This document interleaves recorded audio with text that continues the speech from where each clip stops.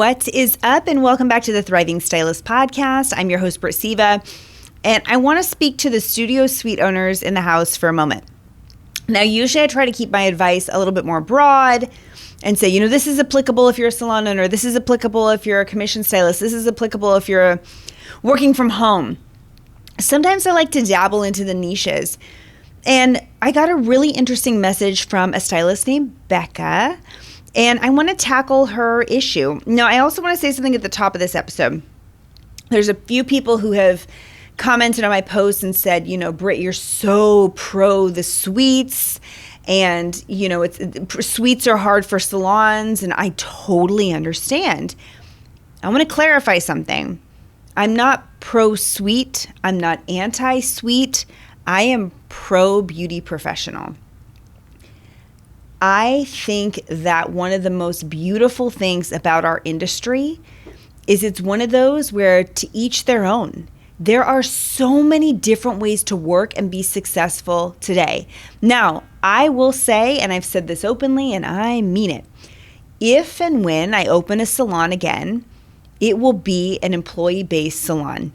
And I don't have any concerns thinking it'll be hard for me to staff because everyone works in a suite. I don't think so. I think that some people are cut out to work in suites. I don't think suites are for everybody. I think they're an amazing opportunity for those who don't want to be a salon owner and haven't been able to find a salon team that really fits their needs. I think it's a really great option. Like, I can remember when I was in the salon, we were a hybrid salon. So we were commission when I started, only commission stylists.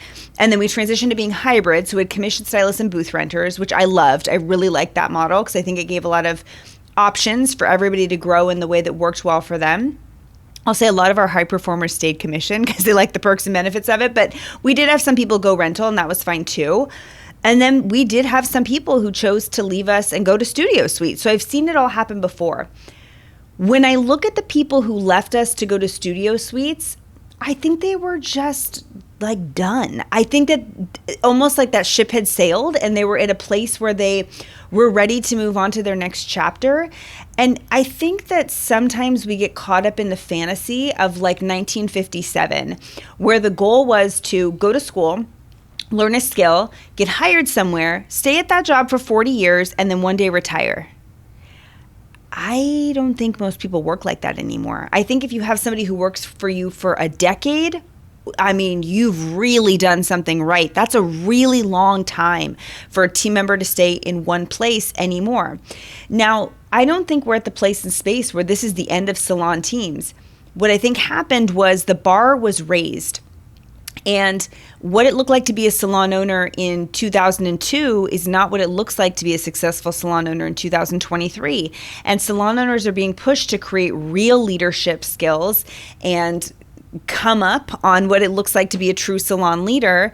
And when salon owners aren't willing or able to push their skill sets, to push their offerings, to kind of level up what it looks like to create a salon where stylists work, this is the option and the opportunity that some stylists are taking. And I think it's a really great opportunity. So let's speak to Becca's question and give some insights to those who are in studio suites. So Becca says, how do I get my natural and organic niche out there in the area that I live in when I created my new salon suite? I don't have a clientele and I'm still working in Boston trying to make this dream of mine come true, as well as working at my salon 3 days a week. So I only have 4 days a week for my salon suite. So this stylist is working with a salon team 3 days a week and on their own in a studio 4 days a week. So 7 days a week right now. I have a Google and I've gotten people to leave reviews and great feedback, but now I'm stuck. I've owned a salon before, but it was a larger salon with lots of overhead and I had renters, so it didn't cost me anything except for electric and maintenance. So this is a really common challenge, is a lot of people get excited about the idea of a studio suite without realizing how expensive it is. I actually had a really interesting conversation with my friends Tony and Corey over at Hairdustry. If you've not discovered their podcast, give it a listen. Love those guys. And they've had me on their show a couple times. And I'm pretty sure, I think it was the last time I was on, it was Tony, Corey, myself, and Michael Cole. And we got to talking about studio suites. And one of the things that we felt was interesting is I posed the question. I said, how many of you, or of y'all, how many of you know stylists who went into studio suites and it was way more expensive and overwhelming than they thought it would be? And everyone was like, oh my gosh, yes, of course, that's such a common story. And then one of the people on the call, you have to listen to the episode to find out who, one of the people on the call said, actually for me, I came out ahead financially. And we were like, wait, what? And they were like, well, yeah, because I primarily do just haircuts. So I don't have the overhead of stocking a chemical bar. My clients don't buy retail. So literally all I'm paying for is the rent on my unit. And then I'm just going in and doing hair. Like their profit margin is huge. But if you are doing color services, extensions, texture services, anything with a chemical or an additional piece beyond hair cutting, you've got an overhead that you're taking on. And so I think a lot of people underestimate the cost. So when we look at a studio suite and we look at, okay, what does it take to get a studio suite off the ground? In some ways, it's the same as getting any business off the ground.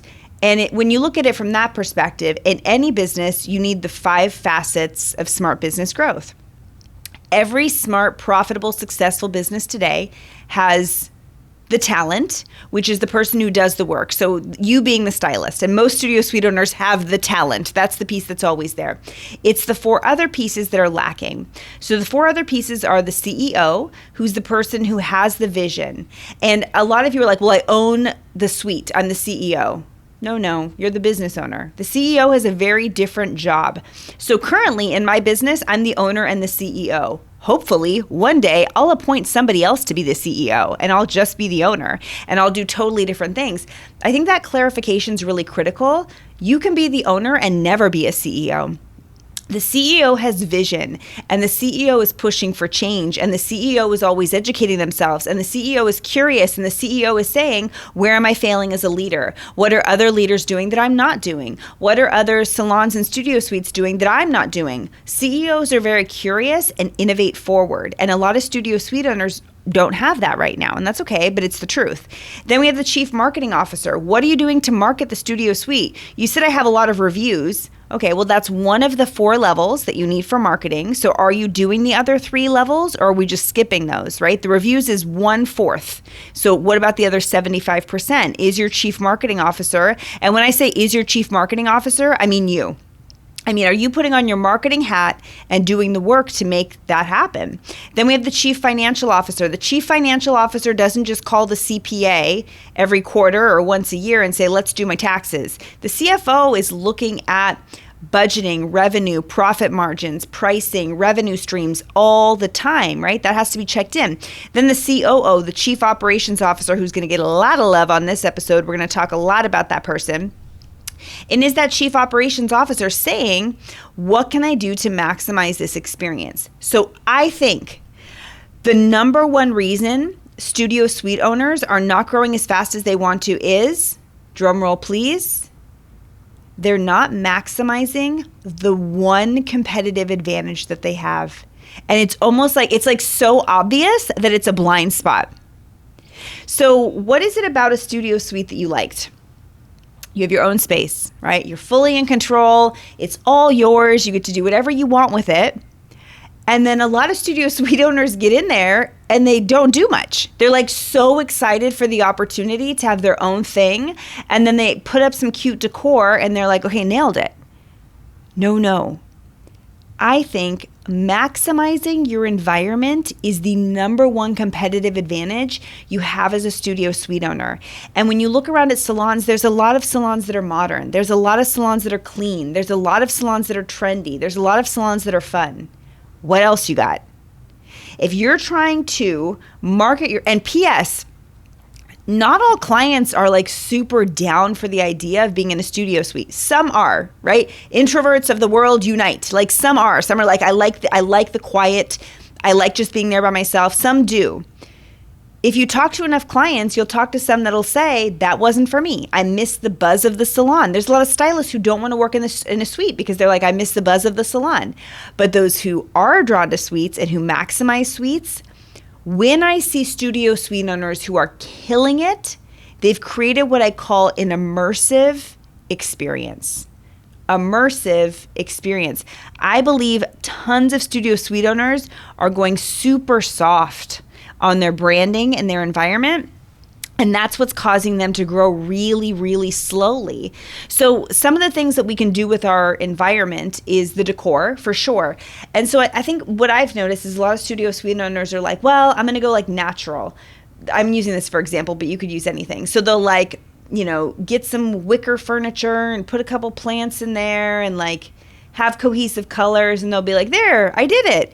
And it's like, well, kind of, except for that there's 4 other studio suites in the building that are pretty similar. Or they'll paint one wall, hot pink or something, and then hang up a neon sign and be like, but look, I'm different. And it's like, what? It's like the idea is half baked. Have you ever been to, this is going to be the most obscure reference. This is how my brain works, everybody. Have you ever been to the restaurant, the Rainforest Cafe? There used to be one in San Francisco. Oh, is it still there? I can't remember now. San Francisco. There used to be one in downtown Disney. I'm a California girl, if you can't tell. And I'll be honest, the food there is not great. The food is just okay. It's like mediocre, American kid food for the most part.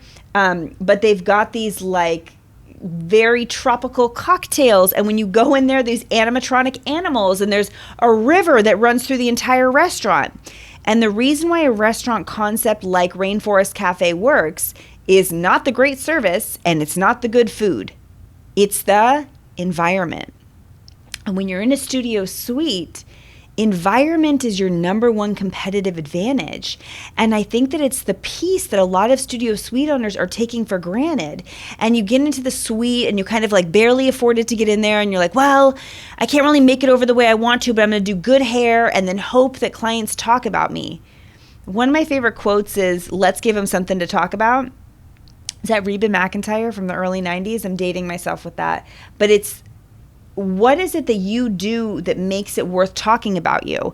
In a world where hundreds of thousands of stylists do good hair, in a world where hundreds of thousands of salons are clean and trendy, in a world where most salons offer snacks and beverages and neck massages and all of these things that at one point were like phenomenal, but thanks to the internet, everybody picked up on the fact that it's normal. What else can you offer that's very different? Now, the other piece I think that's missing is online presentation. And this part's not new. I could be talking about studio suites. I could be talking about somebody doing hair out of their home. I could be talking about a commissioned stylist. It doesn't matter. Online presentation will make you or break you today. It has never been more important. And I think a lot of people think like online presentation, TikTok. No, online presentation runs much, much deeper than that. The internet is telling a story about you. One of my favorite things to do whenever I'm coaching somebody one-to-one, or I'm working with somebody for the first time, or they're listening to the Thriving Stylist podcast, is I like to say, I'd love for you to take some time and Google yourself today. Google your name, Google the name of your salon plus city and state. Google best salon in San Mateo, California. That's where I happen to be sitting right now. Best salon in Milwaukee. See what comes up. See what story the internet is saying about you and your competitors. Studio suite owners especially, I think, go a little bit soft on the digital and online presentation. You are carrying a huge weight when you open a studio suite. I just rattled off all those different roles you have to have: operations, executive vision, finances, marketing. It's a huge, heavy load, but you don't get to cut corners. And nobody says like, well, Nancy's in a studio suite, I'm going to give her a pass. Like, clients today aren't giving passes, especially right now. I'm recording this in the middle of 2023. Consumer behavior is changing radically, and we are entering a season of being in a consumer's market. For a while there, we were in a stylist market. We spent a couple years, we got real comfortable, where the demand for our services was at an all-time high. It has been historically easier than it's ever been before to build a clientele. These last 3 years, it's easier than it was ever before. That is starting to wane. So if you don't hop on the I'm going to aggressively build my clientele bandwagon like now, the ship is going to sail, because we're entering into a season of a client's market where they get to be very picky who they go to. Today's clients are getting much, much more discerning and thinking about how you're going to set yourself apart and how you're going to build an online reputation around your brand and your business that tells that unique story long before clients ever come in to see you. So while having Google reviews is good and having a website is awesome and creating a brand is great, I think for studio suites especially, you almost have a little bit of an additional challenge, because you've got to make coming in to see you so extra special. It's like this additional layer. If somebody was a booth renter in a salon on Main Street, you're getting foot traffic. Hopefully that salon is marketing themselves. Then you're marketing yourself as well. It's like you've got this additional team of resources to support you. Today's best salon owners and the leaders who are sustaining their staff and not losing people to studio suites is marketing themselves so well that stylists aren't leaving. They don't want to have to take on all that work. The salon leader is marketing the salon enough to fill the chairs of everybody in the building. So why would anybody leave to go anywhere else? When you're in a studio suite, that's on you. You're the one that's got to build such a strong online reputation and really build up that marketing funnel in a way that nobody would ever choose anybody else but you. And you've got to have some kind of hook, something specific that you offer, a unique value proposition in order for people to choose you. So if you're having trouble getting your salon suite off the ground, I challenge you and I have to ask, are you playing big or are you playing small? The reason you chose to go into a studio suite, more than likely, is you wanted the independence and you like the idea of control of your environment. Do not play small in that space. Go all freaking in on maximizing that space and making it as unique as you are and making it a place and space that your clients absolutely love being in beyond just good hair. I hope this has been inspiring, not just for the current studio suite owners or the aspiring studio suite owners, but literally anybody who listens to the episode, as far as the potential that may be lying just beyond plain sight that you could tap into to grow your clientele as quickly as possible. Y'all, so much love. Happy business building, and I'll see you on the next one.